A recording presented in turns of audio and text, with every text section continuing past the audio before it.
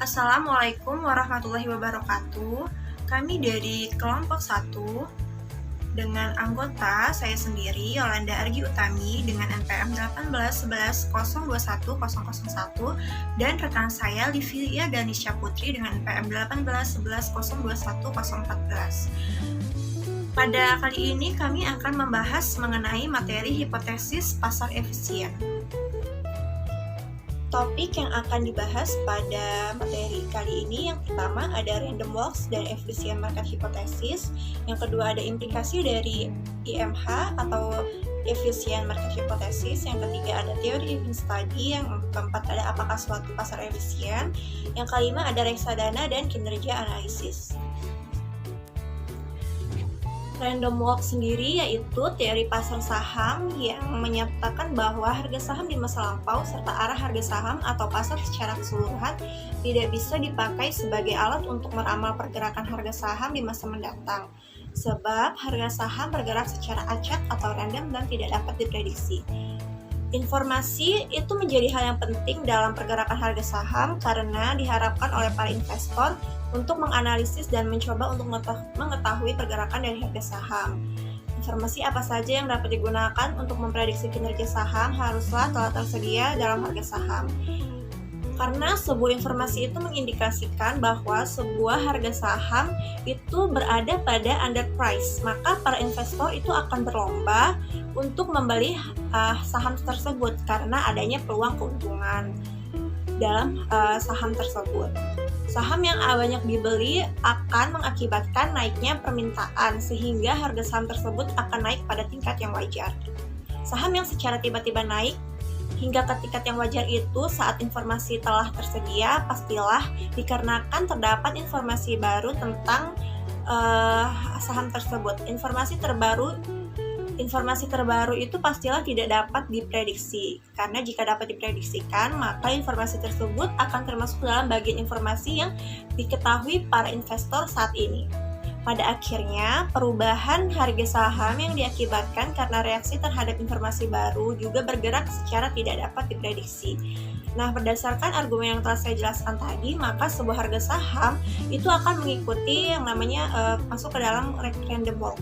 Kemudian efficient market hypothesis atau IMH adalah sebuah hipotesis yang menyatakan bahwa harga dari sebuah surat berharga itu menggambarkan secara lengkap ketersediaan informasi tentang surat berharga tersebut. Mengapa investor mengharapkan harga saham mencerminkan semua informasi yang tersedia? Karena apabila investor mau meluangkan waktu dan uang dalam mengumpulkan informasi, maka mungkin masuk akal apabila investor menemukan suatu informasi yang dilewatkan oleh investor lain. Informasi mengenai saham tidak harus terbatas pada berita tentang keuangan, informasi tentang politik, ekonomi, dan peristiwa sosial yang dikombinasikan dengan bagaimana investor mengartikan informasi-informasi tersebut, apakah informasi itu rumor atau benar, akan terefleksikan pada harga saham. Informasi yang sangat penting dalam pasar saham karena investor berharap dengan mendapatkan informasi yang lebih maka dapat mengungguli pasar di mana investasi dilakukan.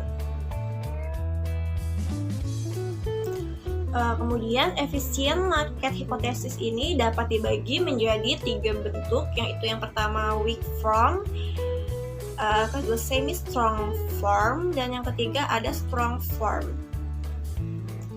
Yang pertama, weak form.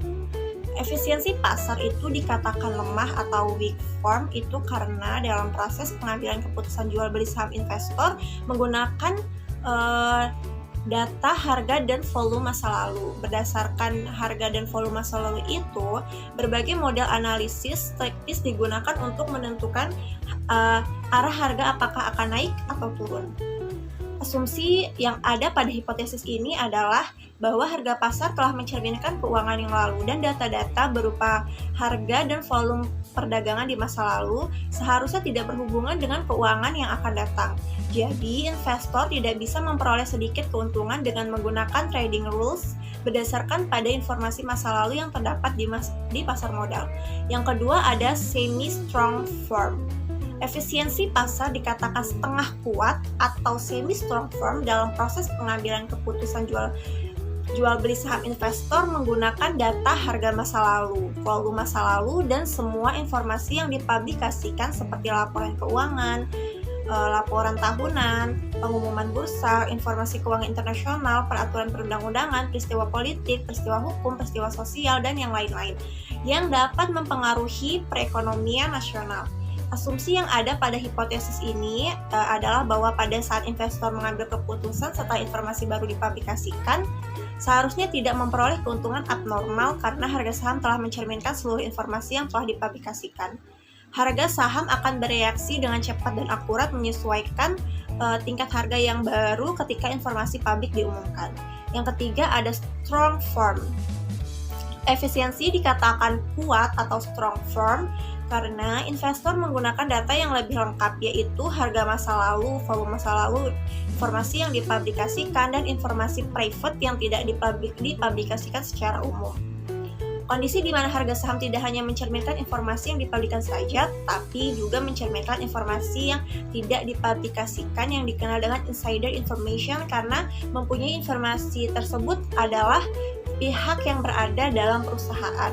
Sehingga tidak ada investor yang memperoleh abnormal karena antara investor dan pihak perusahaan itu memiliki informasi yang sama. Jadi inti dari teori efisien market hypothesis ini adalah jika informasi tidak terhambat dan tercermin dalam harga saham di pasar, maka harga saham besok hari akan mencerminkan informasi dan berita esok hari dan tidak berhubungan dengan harga saham saat ini. Materi selanjutnya yaitu tentang implikasi IMH atau efisien market hypothesis. Implikasi dari teori IMH adalah tidak ada seorang investor pun yang dapat memperoleh imbal hasil yang abnormal, kecuali terdapat gap antara informasi yang ada dan efisien di pasar saham. Pada akhirnya, jika suatu pasar tidak efisien, mekanisme harga yang ada tidak dapat menjamin alokasi modal yang efisien di dalam perekonomian yang dapat berdampak negatif terhadap ekonomi secara agregat. Selanjutnya saya akan menjelaskan mengenai apakah pasar tersebut efisien. Terdapat 3 masalah yang sangat sulit untuk menjelaskan apakah pasar tersebut efisien, yakni yang pertama ada masalah besar, yang kedua ada masalah bias seleksi, dan yang ketiga ada masalah acara beruntung. Yang pertama yakni masalah besar. Masalah besar hanya manajer dengan portofolio besar yang dapat memperoleh keuntungan perdagangan yang cukup untuk membuat eksploitasi kesalahan harga kecil sepadan dengan usahanya. Dampak dari manajer investasi mungkin sangat kecil dibandingkan dengan volatilitas pasar yang normal. Untuk yang kedua yaitu masalah bias seleksi. Bias seleksi sendiri adalah bias yang disebabkan oleh pemilihan individu, kelompok, atau data untuk analisis sedemikian rupa sehingga pengacakan yang tepat tidak tercapai. Dengan demikian memastikan bahwa sampel yang diperoleh tidak mewakili populasi yang dimaksudkan untuk dianalisis. Jika bias seleksi tidak diperhitungkan, maka beberapa kesimpulan dari penelitian ini mungkin salah.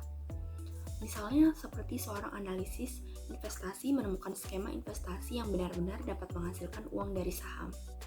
Sebagian besar investor atau analisis akan memilih merahasiakan teknik rahasianya dan menggunakan untuk mendapatkan uang jutaan rupiah. Hanya investor atau analisis yang menemukan bahwa skema investasi tidak dapat menjamin abnormal return akan bersedia melaporkan temuan mereka kepada orang lain. Ini adalah termasuk masalah bias seleksi, karena hasil yang didapat diamati telah terpilih sebelumnya untuk mendukung upaya yang gagal. Oleh karena itu, kita tidak dapat secara adil mengevaluasi kemampuan sebenarnya dari manajer portofolio untuk menghasilkan strategi pasar saham yang unggul. Selanjutnya yang ketiga, masalah acara beruntung. Tentunya ada beberapa pemenang pasar besar dan catatan superior dari para investor tersebut yang menyangkal hipotesis pasar efisien. Hipotesis pasar efisien memprediksi bahwa ada kemungkinan yang sama untuk menang atau kalah taruhan, tetapi beberapa investor akan beruntung dan memenangkan sebagian besar taruhan. Selanjutnya saya akan menjelaskan mengenai tes bentuk lemah pola pengembalian saham. Terdapat 5 tes, yaitu yang pertama pengembalian melalui horizon pendek, yang kedua pengembalian melalui long horizon, yang ketiga prediktor pengembalian pasar luas, yang keempat tes semi kuat, dan yang kelima adalah tes bentuk kuat. Pertama, pengembalian melalui horizon pendek. Salah satu cara untuk membedakan tren harga saham adalah dengan mengukur korelasi serial return pasar saham. Korelasi serial mengacu pada kecenderungan pengembalian saham terkait dengan pengembalian masa lalu. Korelasi serial positif berarti return positif cenderung mengikuti return positif. Korelasi serial negatif berarti pengembalian positif cenderung diikuti oleh pengembalian negatif.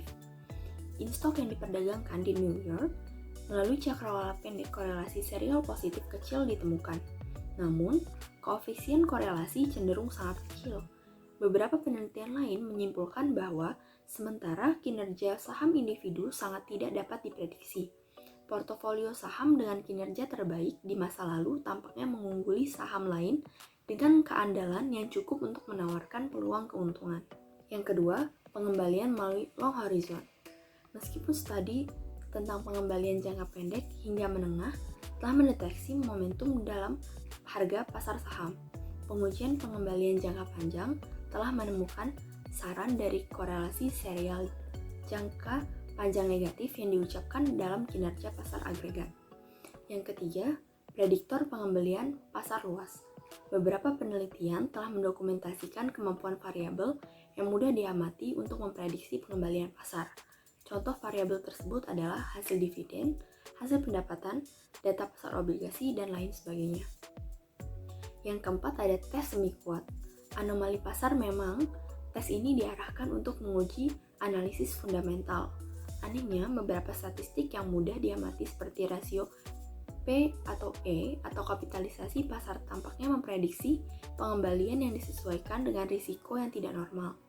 Temuan seperti ini sulit untuk disesuaikan dengan hipotesis pasar yang efisien, dan oleh karena itu sering disebut sebagai anomali pasar yang efisien. Yang kelima ada tes bentuk kuat. Informasi orang dalam tidaklah mengherankan jika orang dalam mampu menghasilkan keuntungan yang lebih besar dari perdagangan saham perusahaan mereka. Dengan kata lain, kami tidak mengharapkan pasar menjadi bentuk kuat yang efisien.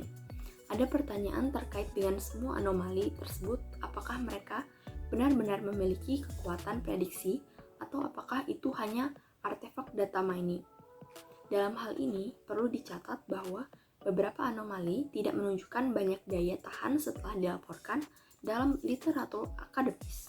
Selanjutnya, bagi investor, masalah efisiensi pasar bermuara pada apakah investor terampil dapat menghasilkan keuntungan perdagangan abnormal yang konsisten. Tes terbaik adalah melihat kinerja profesional pasar untuk melihat apakah mereka dapat menghasilkan kinerja yang lebih baik daripada dana indeks pasif yang membeli dan memegang pasar. Ada dua aspek kinerja profesional, yaitu analisis pasar saham yang merekomendasikan posisi investasi, dan yang kedua, kinerja profesional manajer reksadana yang benar-benar mengelola portofolio. Sekian, terima kasih.